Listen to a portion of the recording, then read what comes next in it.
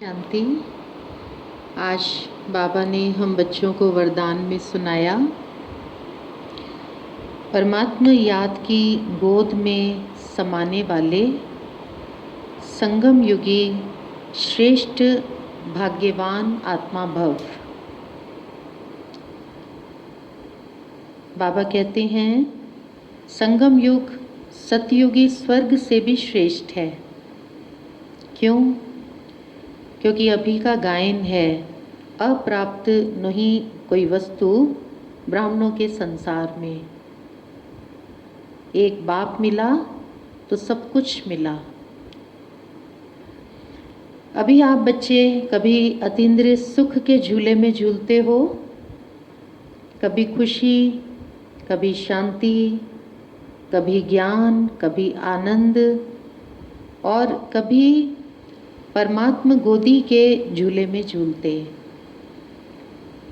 परमात्मा गोदी है याद की लवलीन अवस्था। यह गोद सेकंड में अनेक जन्मों के दुख दर्द भुला देती है।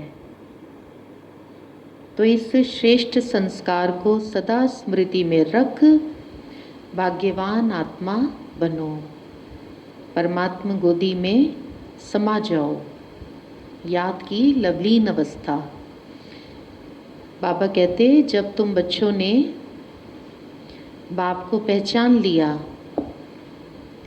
कि शिव बाबा ही मुक्ति जीवन मुक्ति दाता हैं, वही हमारे गति सदगति दाता हैं, तो उस एक को अच्छी तरह से पहचान कर अब उस एक की याद में अपने मन और बुद्धि को स्थित कर दो।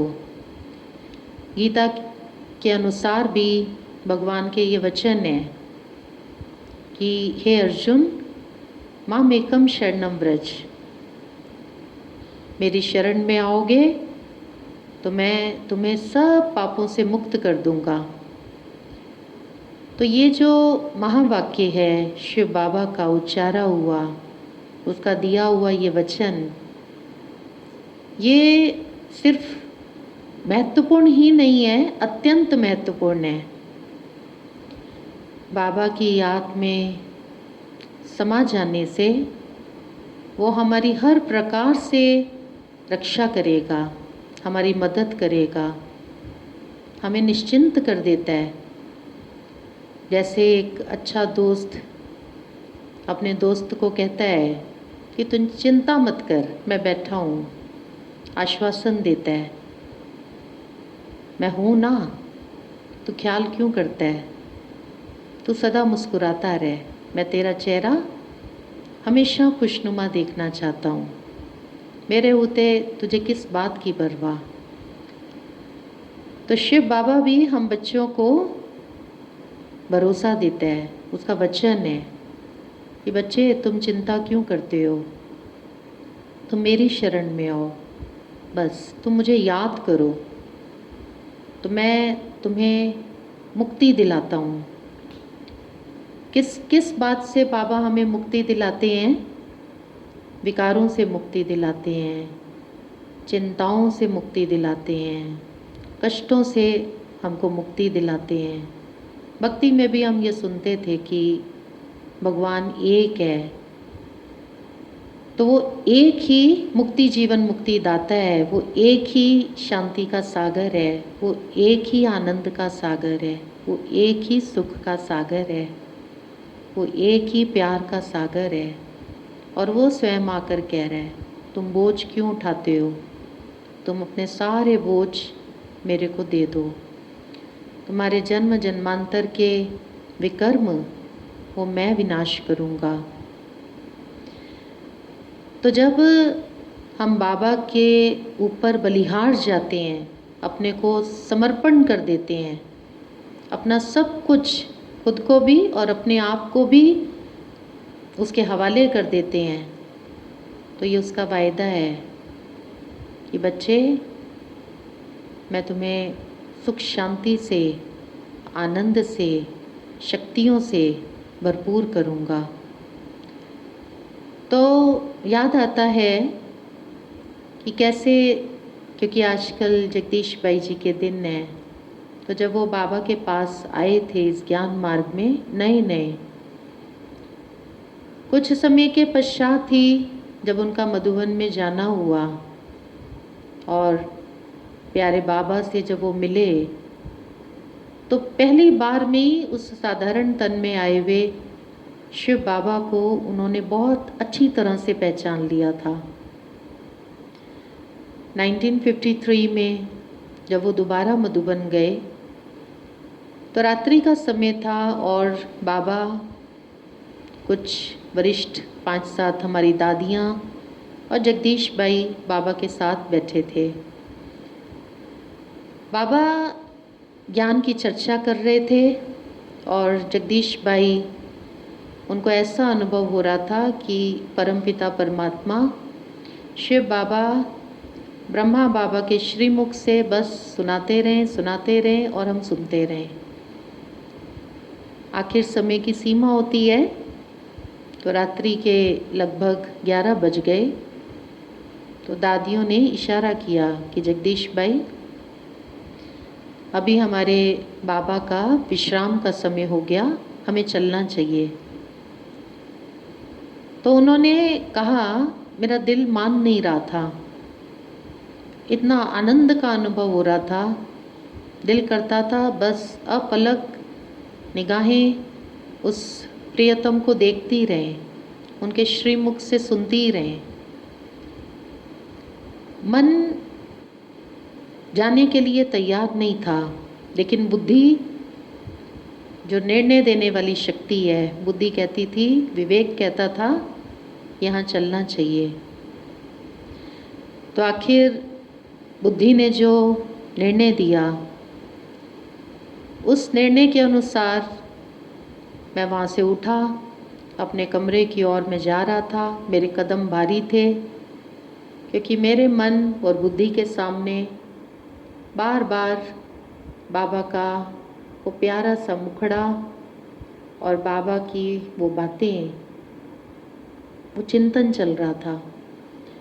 तो जब मैं अपने कमरे में गया और मैं जाकर के अपनी चारपाई पर लेटा, बाबा ऊपर के फ्लोर पर थे, इनका कमरा नीचे के फ्लोर पर था।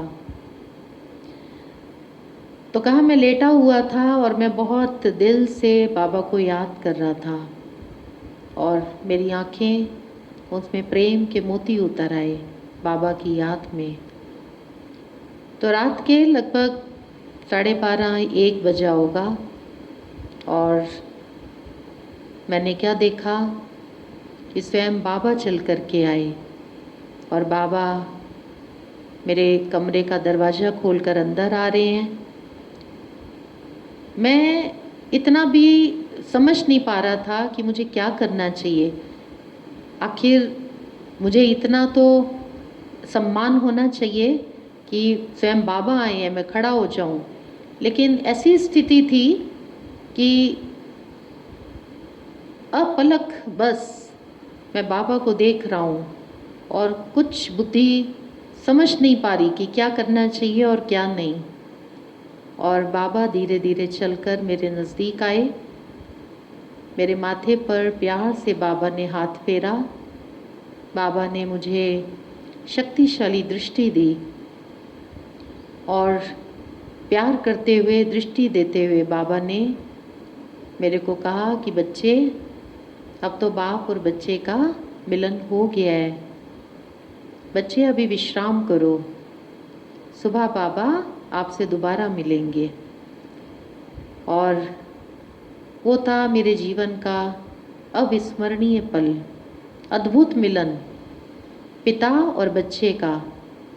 ऐसा मिलन जो बस ऐसा अनुभव हो रहा था कि मैं बाबा की याद की गोद में ही सो गया।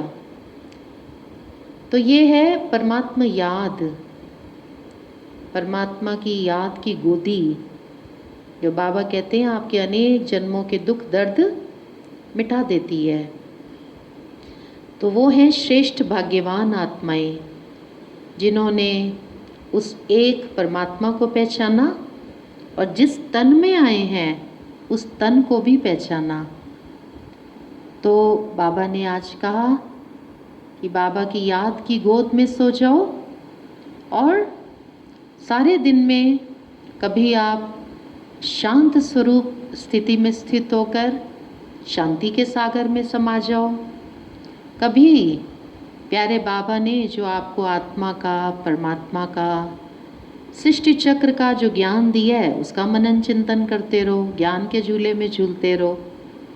और कभी सुखों के झूले में झूलो कि अनेक जन्मों के दुख दर्द समाप्त हो गए, अब तो पाना था सो पा लिया, सुख सागर हमें स्वयं मिल गया।